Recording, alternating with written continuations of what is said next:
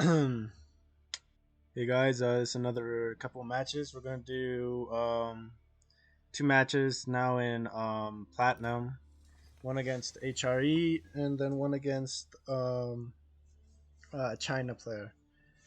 The HRE player, as you guys are gonna see, is played fairly aggressive. And it was plat, and then the China player was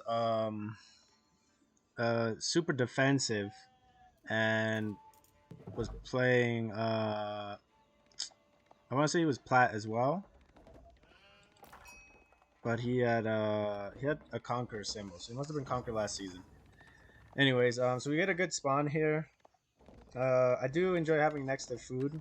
It's not as prime as perhaps as next to gold, but we have our stone really close, which is good. And the map is, I believe it is high view, and it's kind of cool. We have this open pass in the middle and the stealth forest in between. And his spawn, he's got his gold is way outside of his base, and so is his stone. I kind of like these spawns. I feel like these kind of spawns are more balanced because it allows for aggressive play. If I had done my horseman rush, this would probably been a much quicker match. I probably still could have. I could have my horseman coming right now, but I went for more of a fast H2 with Mangudai. And now it's not as fast as possible in terms of H2. I could definitely H2 faster if I'm not on this wood, but it's definitely worth it, especially with my gold being this far. Um, that being said, um, he's doing almost a normal build. He's not doing a straight um, rush, age up as fast as you can that a lot of people have been doing. He does age up in a good time, but it's nothing out of the ordinary crazy. And it was because he does go for wood. Um, he does do a good job in this game with his scouts. He's got 4 sheep there, and he's got another 5 sheep here. So he does actually a much better job than me. He's got 9 sheep, and I've got 4 and 5. Um, 11 eco, and I'm at 10. So I've got all my villagers coming out on food. Kind of messing up my macro a little bit. Here's I've got 3-4 seconds of downtime. 5 seconds, 6 seconds, 7 seconds, 8, 9, 10, 11, 12, 13, 14, 15, 16, 17, 18, 19, 20. So at least a full villager. Now I'm going to be behind. So I have 11 eco. He's probably got what, like 12, 13? Yeah. So that's a big mistake. That's something you guys definitely try to keep track of. I try to keep track of it. It slips for me sometimes. But you got to always check for this building queue. Make sure that there's always villagers in the queue, even if it's just one. It's always got to be one. So you can tell his age up time isn't the fastest possible because when they rush it, he would be aging up right now. So he's got a kind of a suboptimal build in terms of that fast castle, but he's doing a more balanced build because he's getting wood, which he's gonna need for towers and whatnot. Um, I got 5 sheep there. Is my scout still out and about? Yeah, he's got 3 sheep. So I ended up with 8 sheep to his 9. It just took me a lot longer. So I just kind of checked his stone to make sure he wasn't doing anything crazy in terms of grabbing stone early for a fast second TC. My infrastructure is also kind of stabilizing. Getting a couple ubus out. It's probably pastures out. It's probably worth me moving this over 2 more squares to get extra sheep. That's a bad play when it's this close.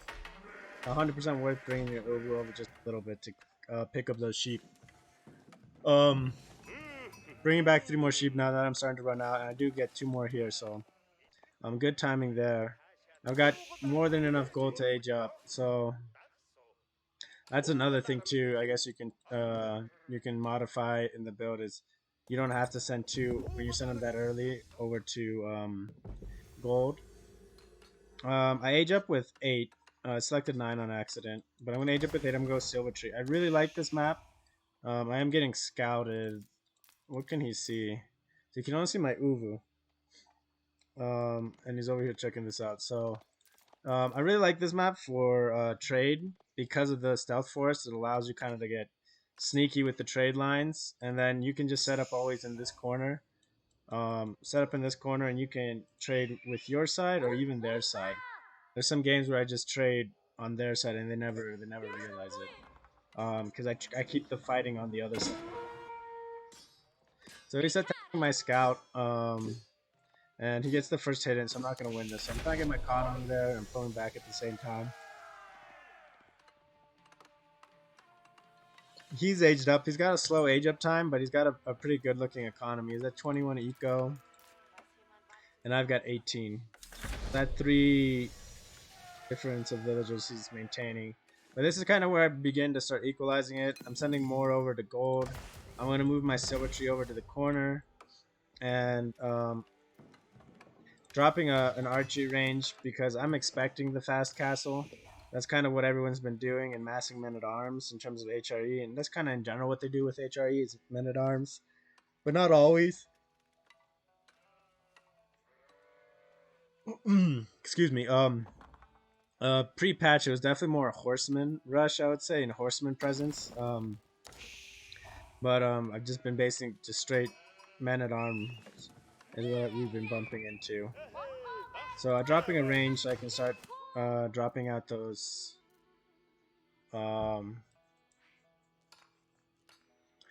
Mangudai to kind of fight his man-at-arm rush, and I still haven't noticed him scouting me, and he is picking up a stone. So I see him picking up stone, and so I pull back my scout. I saw his scout coming too, and it turns out I think he was just using it for the upgrades for his towers, and it wasn't for a second TC.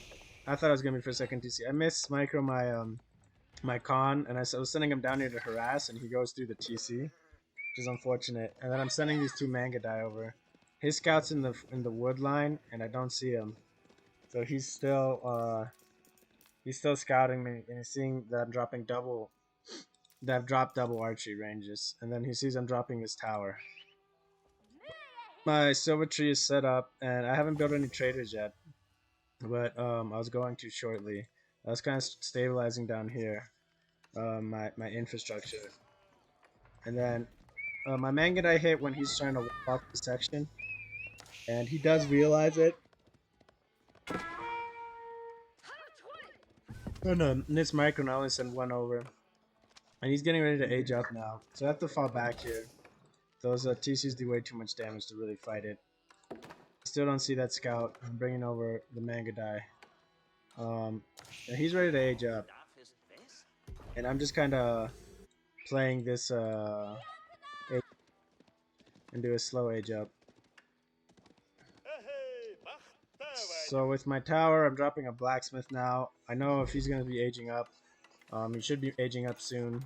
So I'm dropping a blacksmith so I can kind of deal with it. And something I've been doing is 10 on wood early. This really helps with the infrastructure building just a lot. I lost the game prior to this one against a Roost player where I was winning early enough to actually win the match, but I had messed up by not committing enough to wood, and he basically had enough infrastructure to outmass my armies. I wasn't able to keep up with his army production and lost. And it was 100% winnable, but I didn't have enough on wood, and it was just supplying enough wood for my pastures and not for infrastructure at the same time. So with 10, I feel like I'm getting a lot better percentage with that. He's building up with 6 villagers, and he loses 1. So just a little bit of eco damage. I'm now 28 eco, and he's at 30. So that 3 villager difference is a little more equalized. And I've noticed that his scout was here, so I pick off his scout. Took me a while to notice, but I finally realized it. So his scout is dead, and he's starting to mass men-at-arms, and I see this, and I'm going to kind of harass here and see if I can't get any damage in. It's just kind of, it's kind of tough because he's going to pull back back towards the TC, and I have to kind of fall back from there. And yeah, almost Mangudai. TCs do a lot of damage, so I'm just gonna harass him a little bit, shut down his eco, so he shuts down his wood line just for a little bit. It's not a huge amount of wood there. You know, he loses what 5 wood maybe, but pestering him and distracting his APM to other parts is big. He's sending over a prelate to pick up a relic, which is good on his part, especially as HRE because he can put him in towers. I've got a nice Mangudai mass. I feel comfortable with 10 to kind of deal with his man-at-arm push. I'm scouting his back to see kind of what he's doing and if he's actually going for the stone committing, which I thought he would be and be dropping a second TC. I do kind of, I've been focusing on my infrastructure in terms of pastures, but I think I see how many sheep there are here. 16. A slight overcommit. These 3 of these was probably I could have converted into traders. So it was a little bit of an overcommit, and I start building traders now. So I could have done that definitely earlier. And because he starts, the wolf is attacking me, I drop a tower here to be able to kind of pick off that wolf when it passes by, because they will kill your traders. My Mangudai went around. We kind of harassed his berry collection, and you can see now he's got idle villagers, and he's pushing forward. So I see him pushing forward with his on my mini map. So I got to bring back my Mangudai and deal with this because it is 6 of them, and he's got 2 more coming. So yeah, and it's just a train of them coming. So I know I've got to kind of pull back and fight that. He sees me with his tower. I'd like to see what his. Okay, just see the edge of that barely, but that's a pretty impressive range on that vision there. Um, so he sees that I'm coming forward, and he kind of falls back, and he has no idea that I'm trading behind this. Um, the wolf de-aggroes the trader, and I do eventually kill him. But I'm over here harassing. My vision with the con, a little bit lapse in micro, and I almost lose the con here, so Um, I honestly should have just held right here and dropped a tower with a villager. So that was slightly unfortunate, and run into his guys again. And at this point now, I don't have any vision in the stealth forest. He doesn't have any vision in the stealth forest, and it's to his favor because now he can just bump into me and cause a lot of damage real quickly. His men-at-arms are now no longer early. Now they are full-blown men-at-arms. So I just kind of fall back here. I finished this berry patch, which was a nice reprieve. I used this berry collection to build pastures and build traders. So my trader account is still really weak for this point in the game, and I definitely committed a little bit too much on traders. I'm up to 17, probably would have been 18, 19 sheep. So it was a little bit too much. I definitely could have just kept those initial 2, and these 4 could have been traded easily. I am building infrastructure around the map, so I have this whole eastern front pretty much scouted, and this western flank I've got a little bit too.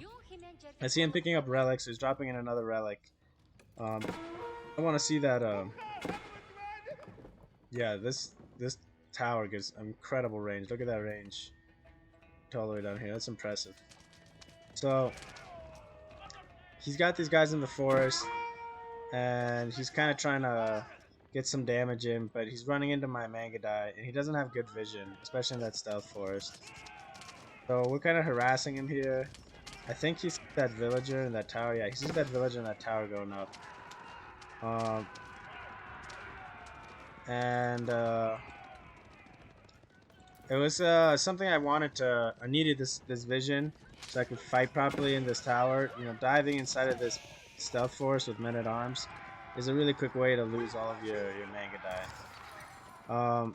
So at this point, I thought he was still microing west, and he was just trying to catch me here, I guess. I still got vision here. He's got a lot of guys on wood, but now that I've got my con, I'm gonna send him down and help me kind of see what I can see. He is falling back here. and he does a good job picking up relics. Which you know, I towered up some places, but I could have towered these relics as well. But at this point, I am also booming hard on traders. I've got 7 in queue, and I've got all my Mangudai up.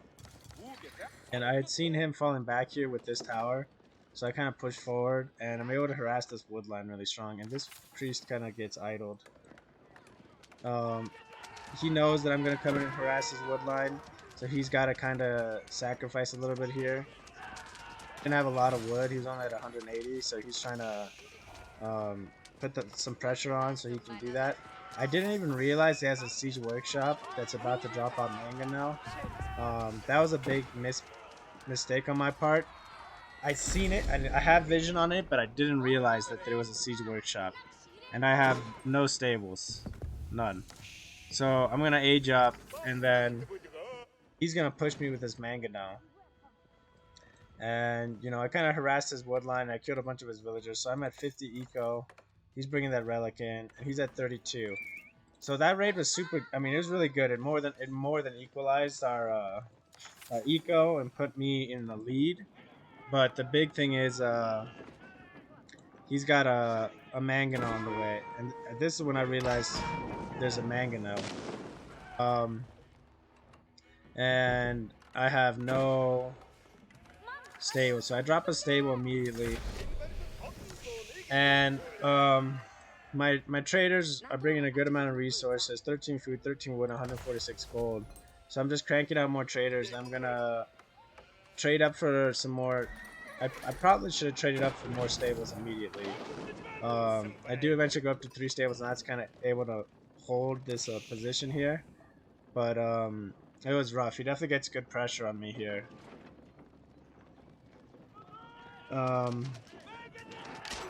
I can kind of do some damage here, but it's tough with those mangonels. The big thing is I got that curl tie. It doesn't heal super fast, but it heals something, you know. So he's pushing me hard here, and I finally got a horseman out, and I'm dropping a scout. And big plus is with 2 cav, you can actually do quite a bit of damage to mangonel. I kind of missed Micro here, and I've got 23 villagers here. He's back to ecoing. He's happy, and his prelate is chilling with this. So this is a big mistake on his part. He definitely could have garrisoned that somewhere and gotten some resources. He's bring out a sex. And I try to catch his manga now out of position here, and while it's fighting, focus out. I try to get my manga now or my Mangudai and do some damage. Dropped a few more stables. I end up dropping a couple more, I think. And this was kind of unfortunate. I lose a bunch of village. I'm able to garrison before the Mangano completely wrecks me. It's got 59 health. 20 ranged armor. So I'm only gonna do 1 damage at a time. So I'd have to get like 6 shots off, and he's gonna get 2 shots of Mangano off. So I see he's got another Mangano, and I just try to dive in with my knight, get some hits. I'm still kind of getting used to what it takes to kill siege with this new patch. So I just gonna have to fall back with my Mangudai. I can't commit because of it. And he kind of makes a mistake, and he comes forward with his man-at-arms, and he leaves the second Mangudai unattended. And while he's coming in for here, I come in with a 3rd knight and clean up these the mangonels. And without the mangonels, his presence is not that serious. I mean, it is because it is whatever 10 minute arms. They can do some damage, but I can just microwave with my Mangudai and kind of keep this push in check without much trouble. It's just a thing about time, really, about how much time you can put. We'll go to my vision. I noticed that he has a manga now here, so I kind of have to pull back with my guy. I'm gonna rush him with these 2 knights. While I'm hitting him with these 2 knights that are gonna take down this manga now, I'm able to kind of kite here, pick off more men at arms. So a big thing is while you're with the new patch is to always have infantry with your siege. It's really important. We'll go back to my vision. I can also see here that he's collecting a new source of gold. And his eco was just expanding down here. And he's got another mangonel. We'll go back to my vision, so I can see that there's another mangonel. I'm dropping these towers over here because I believe he can't. Yeah, he can't see that I've got towers going up there. He does see this tower, so he's gonna take out that tower, but he doesn't see 4 towers being dropped over here, or I guess my back towers. I do see his gold, and I see him kind of trying to takes down my tower. I was gonna come and fight it, but now I know like he doesn't have vision, and I also assume that he doesn't. I know that he doesn't have vision, but I don't have vision on him. So I'm gonna come in and try to hit this this mangonel, catch him off guard, which I end up doing. I sacrifice these knights, but it's not a big deal. And I see that he's gonna push up, but I'm gonna finish the second tower, which is gonna kind of delay him if he ends up pushing it. But in the meantime, I'm raiding over here on his gold line and shutting down his gold production a little bit. I know he's got relics, and so he's getting good gold production, but extra gold definitely is not to my favor. So now he's pushing in with 16 infantry. I really have a late reaction there, even though I know that he was coming. I have a really late reaction. But at this point as well, behind all of this, I now have 7 ranges and 6 stables coming up. So got his men in arms and everything. They're going to be fighting this, but I've got some knights to deal with this. I'm going to have Mangudai. And I've come around the backside of his base and I've killed. So my eco's at 55 and his eco's at 33. So I'm able to do a bunch of damage here. I'm going to take these and hit the other side of his villagers. Kind of pushing what he can here. He doesn't have a scout, so he doesn't have good vision. And I have a lot better map vision. And so I just kind of sacrificed my con. I guess I didn't have to. I actually didn't expect him to kill just to fight me. But I sacrificed these Mangudai to basically kill a couple more villagers. I think it was going to be worth it. I think it was. Keep him off of his wood gathering just a little bit and do some eco damage. Oh, he's finally realized he's got a relic that's just chilling, which has been a lot of gold that he's been missing out on. So now he's getting that gold, and he's got this this man at arm mass that he doesn't know that I can see. So I'm just building a bunch of towers here. I'm just dropping Yam Network for my um, um, for my villagers to produce faster. And I do have a bunch of traders going, and I have more in production. So I've got 15, got 2 more in production. I got a bunch of Mangudai coming out. I've already re-upped my army, basically up to 8. I've got more coming out, and I'm starting to pump out cav units with a little bit of food and stuff I have. I'm going to start trading some of this gold. I think at this point, almost realizes I have a towers there. And that's when he finally realizes that I have towers there. And since he A moved, his ram was going. But he realized that I did send a raiding party of 5 other knights. So I take that out, and I'm gonna start burning down this tower, and I'll work on the backside. I'm able to work around his men at arms who are chasing my Mangudai, and almost take out his ram. You know, and I may not achieve taking it out, but I've got 2 more cav that are gonna take it out, and these Mangudai are gonna wear out those men at arms. So he kind of knows that that it was going to be over at that point. And you know, this was burnt down, and then I would have swung around to his farms and hit his farms, and then from the farms I would have I might have died doing pushing those the farms, but then I would have if I hadn't, I would have gone to his wood line. So either way, would have been doing a lot of damage with those 5 knights. So that was that match, and now the next platinum match was against Nisperox, who looks like he ranked Conqueror last season. but he's currently just a plat 2 player, so he's climbing up.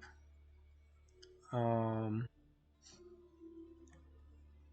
and this match was a little bit different because he did the exact opposite of the other player, and he did not push it on. He was just super defensive, which allowed us to boom. Definitely against the Mongol, you don't want to be defensive because if they're going trading, they're gonna outscale you 100%. I don't think there's any civ that can compare to Mongol trade boom because you get all the resources. Um, Again, I'm going for just kind of a fast age up and just a stable build with the Uvu. Um, and then we'll look at his map. He's got one scout out, two scouts out. He does a really good job on sheep. He kills it with sheep collection. He has a ton of sheep, and he's got an interesting build. He's all on food right now, um, and I don't know if his scouts um, produce super quick or 20 seconds. So it's just one. Oh, you know what he did is he built an imperial official immediately. Um, yeah, so that's probably affected his eco. He had a little bit of downtime. I don't know if that was worth it, especially with the new H2 landmark being able to give you imperial official production. But I don't play a lot of China, so I'm not entirely sure. But I don't think that's a good standard build is to start off immediately with imperial official. Um, so Ubu is spotted, and he's got a good amount of sheep here. He's got 5 sheep here and 3 sheep here. She's got 8 sheep and even more sheep. So he does a really good job in terms of that. I'm kind of scouting the other side of the map. I also want 2 scouts. I didn't want to fall behind in food. 3 and 4. So he does a much better job than me in terms of collecting that. And he's coming back to kind of harass my Ubu. I think he just wanted to see if I was building anything. And he's going out onto gold now. He's got a guy on wood, so he's kind of got a stable eco. I don't know if it's worth. Okay, I was gonna say I thought he's long distance mining, but he is dropping a mining camp, so he does do a good job there. So he was raiding me a little bit. I was coming in to kill his scout, and too late. So he's got 7 sheep there. He's picked up another one there. He's already dropped off 3, so he's got 8 plus 6. He's got 14 sheep, so he collects pretty much all the sheep. He does a really good job in that. And I went up to 4 and then 3, so that's 7 in total. Yeah, so he got 14, I got 7 sheep. So yeah, he definitely did a better job than me in that.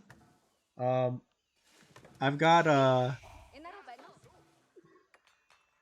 8 on food, 2 on wood, and 2 on gold. Again, the 2 on gold when it's that early with that second with that Uvu, I think you can definitely just commit 1. I guess I missed a sheep here. You can commit 1 to gold, I think. Because right now I've gained 160, so I'd be at 180 with just 1 villager, and my food is almost on par.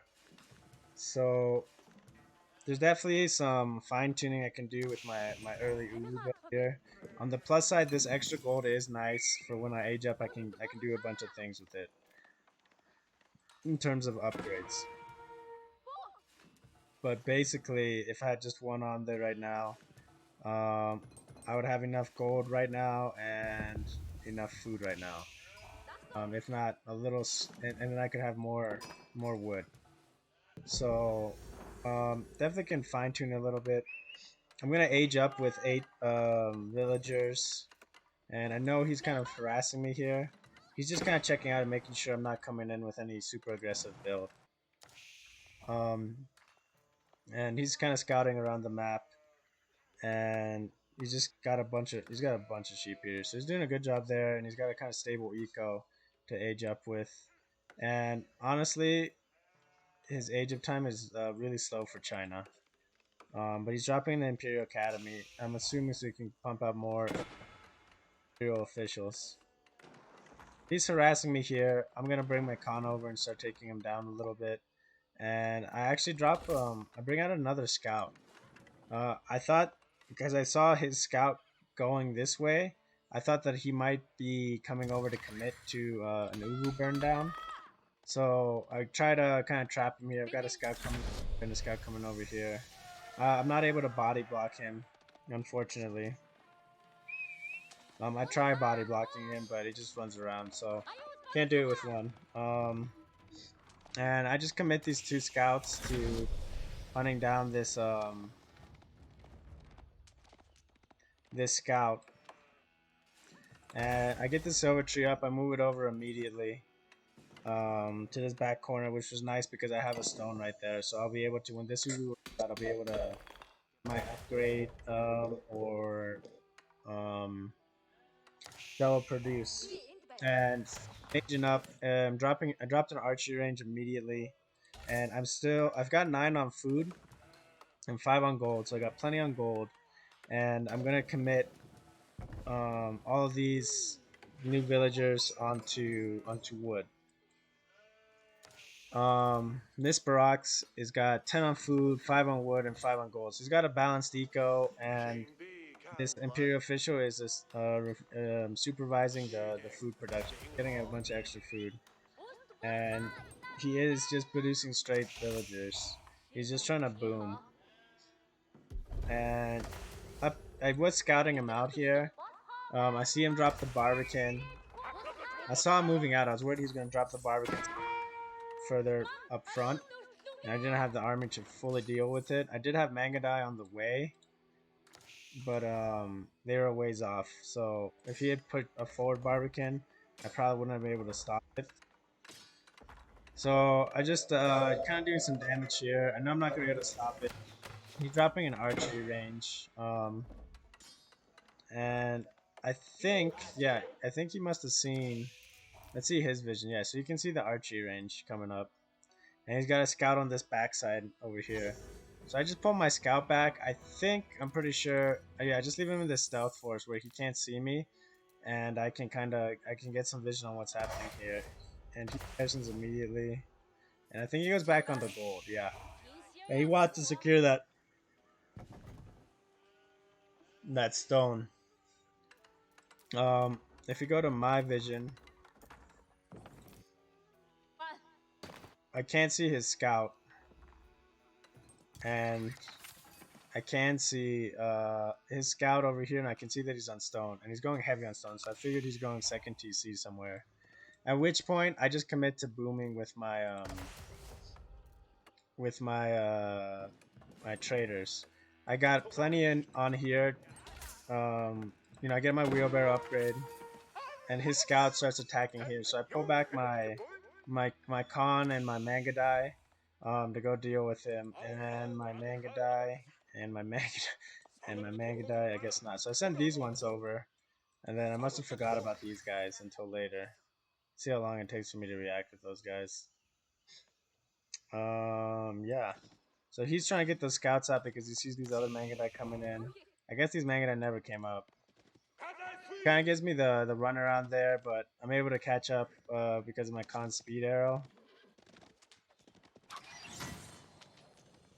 And yeah, we're able to take down the scout, but he did see me trading, and we are getting a good amount of gold here, a ton actually. So this probably came back a little bit further. I might have been getting 120, but it's not end of the world. And I also noticed that he stopped collecting stone.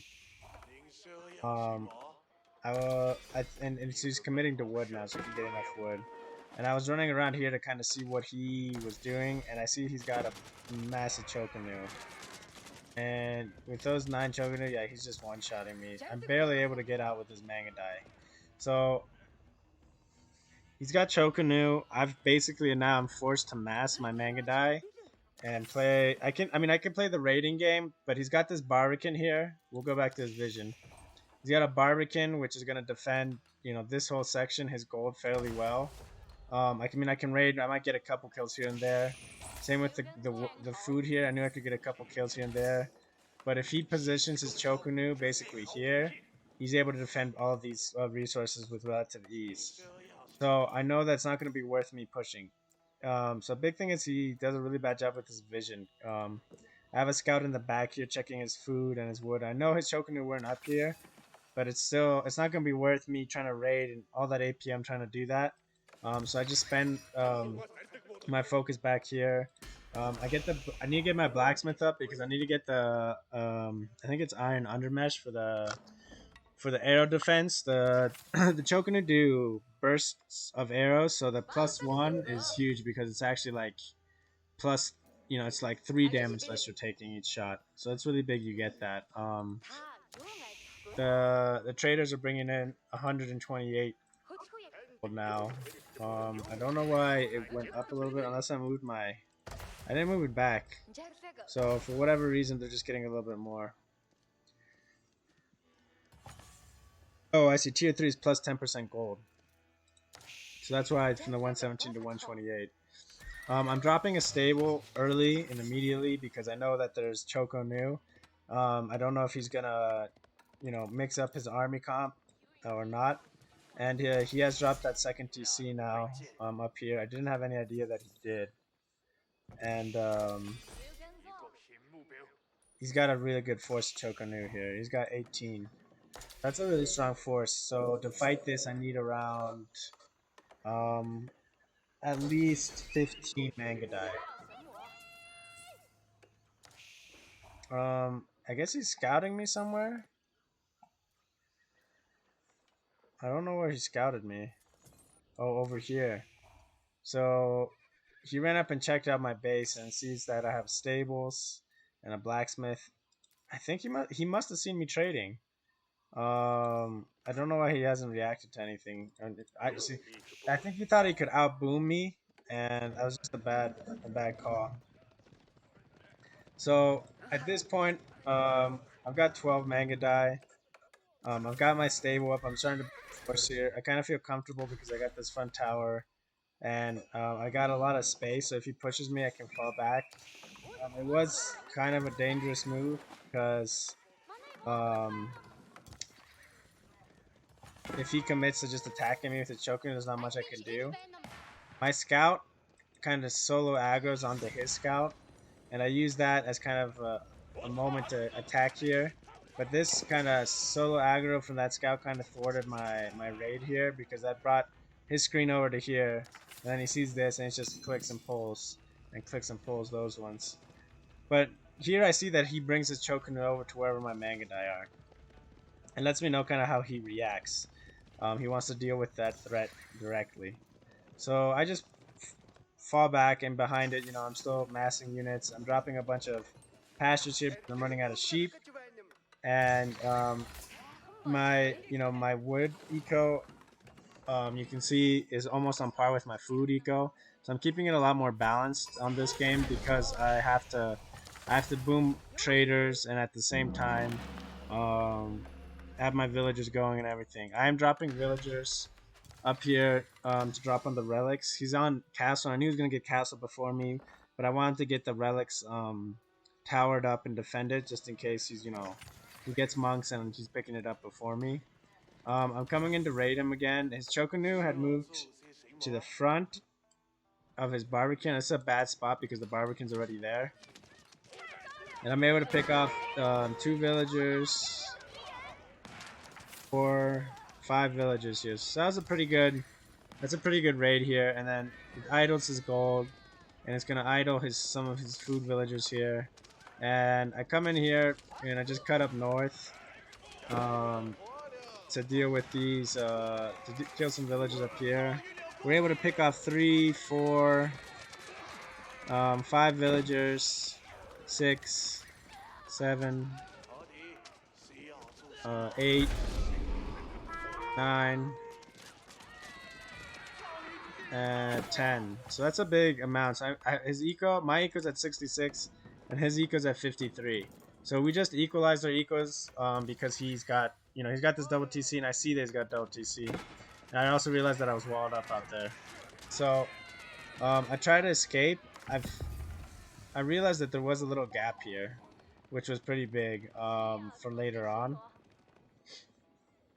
In terms of knowing that there was a gap in his wall, and he doesn't end up walling it, but I don't end up using it. But I mean, it's something I could always use to attack. And I've got an okay military here, but the big thing is I'm gonna just the speed tap up with my curl tie right now. I can afford using all my food villagers because I got a good trade going. You know, I got 8 more in queue. I got already 23 villagers going, and you can see my income per minute in terms of gold is huge already. And my food per minute's at 500, even though I wasn't collecting food right now. So that's big. He's got a good amount of Chokunu here. He's starting to build infrastructure for his base, and yeah, my eco is 73, not including my traders, and his eco is 67. So if you include my my traders, which is 26, I actually have 100 eco basically right now. So I'm tapping up this Uru, so I can eventually get this the stone commerce upgrade. And my cons come up. I'm gonna kind of raid this northern wall, hopefully to draw some military. He walls this map, or he walls off that intersection there. And he's gonna wall this whole southern section with villagers. I think he kind of overcommits using 8 villagers. It's a lot of downtime in eco, but the plus is, I mean, you can do this, and then you can put them on gold or stone or this stone or whatever, you know. So you can send him down there to work. I bring my curl tie up to the front, so I can kind of, if he pushes up here in the middle, I can kind of stage from there. We're still producing a ton of traders, and we're producing villagers. I stopped producing military right now, and I should have definitely kept producing more. He does have a pretty good mass here if he does push out, which I believe is what he ends up doing here. Yeah, so he pushes out here. His army is 39 military, and he's gonna close this off here. I think he will go to real select only. I see him pushing up because I have a tower up here and it gives me that good vision. I have this tower here, and these towers aren't upgraded, unfortunately, but he's pushing me here and he's kind of taking me down, and I am bringing up my cav forces. I'm not going to commit with these 11 basically 9 horsemen, a couple of scouts, because they're going to die. But I do have a good amount of Mangudai coming, and I'm starting to build my infrastructure up right now. So I got 3 ranges, 3 stables, dropping another range, and I've seen him kind of pushing up, and I saw him coming back down as well. And I was worried he was going to push my trade line, that's why I kind of positioned myself like this, but I noticed that he had this attached force of 8 Chokunu that I could kind of pick off. That's kind of what I do. I do a lot of damage here. And while I'm fighting him here, I bring in my Khan. And I dropped the defense arrow because I honestly thought he was going to stay here and fight. And I could have dropped the attack speed arrow. That would have probably been a lot better. But either way, his army gets really shredded here. And he loses a ton of units. And I'm just able to fall back here. So we planted this wall here, and his eco is stabilizing and catching up to me. He's at 88, and my eco is at 85 plus 31. So I'm at almost 140 or 130. No, yeah, 85 plus 31. Yeah, so almost 120. Sorry, eco, which is a lot for me. Usually I don't go this heavy on eco. But it was I was able to maintain kind of a smaller military force, and I kind of see this stone wall. I was trying to attack it. I don't know why I wasn't. So I start burning this down. The sea all, and you know, sending up this force up top to see what's happening up there. And behind this, I'm still producing a ton of traders. We'll see my income per minute now is 1600 food, 2000 gold. That's with 30 traders going. 2400. So my income is really strong compared to his. It's really not comparable. So I burned through that wall, but his army's up here, and I kind of pull back from there. I want to bring my Mangudai over to kind of harass this army if he committed again. And I just kind of lay in position here. I just wanted him to overextend. And this is kind of like the limit of my speed. But he doesn't buy the bait, and he's kind of falling back.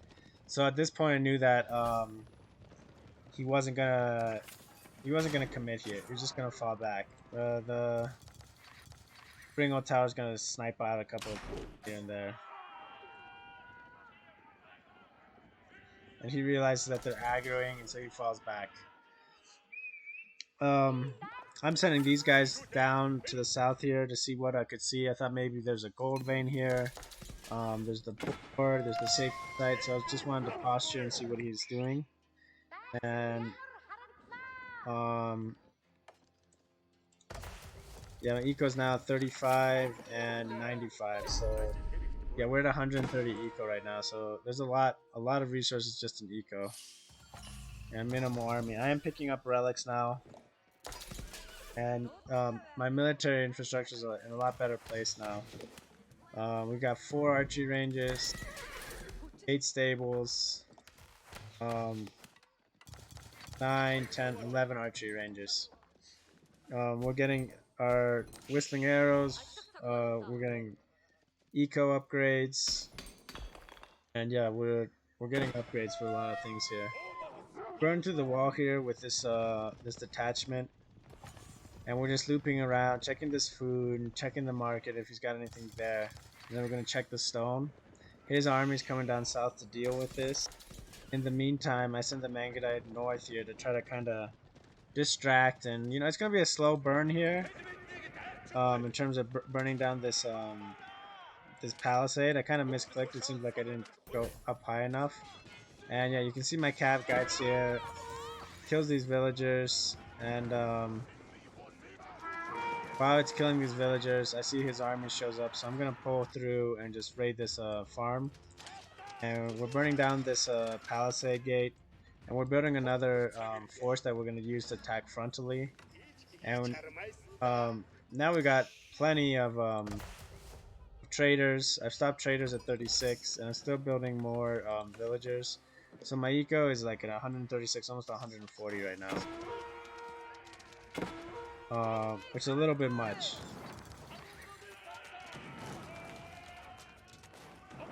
So I'm raiding the front here. I burnt down one farm. I'm gonna come up here. I think I'm gonna burn down one farm. The big thing is, you see, he pulls all these villagers, so he's losing a lot of downtime. And I see he's got palace guards. I've burned through this main gate, so I'm kind of attacking. It's all night, so they're gonna do really good against Chokanus. Mixed in spears. It's mostly Chokanus, so we're gonna mill through those guys. And over here, again, it's mostly, there's spearmen, but it was mostly palace guards, so I knew these guys were gonna be able to distract that army. And while I was working on burning through here with my Mangudai, it was taking way too long, and I've already got his army committed here, and his army committed here. And so they cut up this army finally, and so I take this army and kind of dive back into his food line. I thought maybe he was going to be on the food there. And it looks like he's trying to collect up gold for stone. So I actually was going down to his stone to double check the keep drop. But while I'm doing that, through the front, I bring in this Mangudai force, and I think that's where he kind of realized that any eco production he was going to have, which is that he's got 75 wood right now, going to get cut down. And I dropped my attack speed hero. These are veteran Mangudai. They're getting upgraded to elite right now, but yeah, he decides to quit. The eco damage was was getting really rough. You mean these were online, but these knights were, you know, these Mangudai were going to deal with his stone deposit and then circle back and deal with the rest of his line. So there's no, definitely no coming back from that one. But yeah, just two different kind of matches, different playstyles from the opponents, and I guess similar trade booms from me. Hope you guys enjoyed it, and thanks for watching.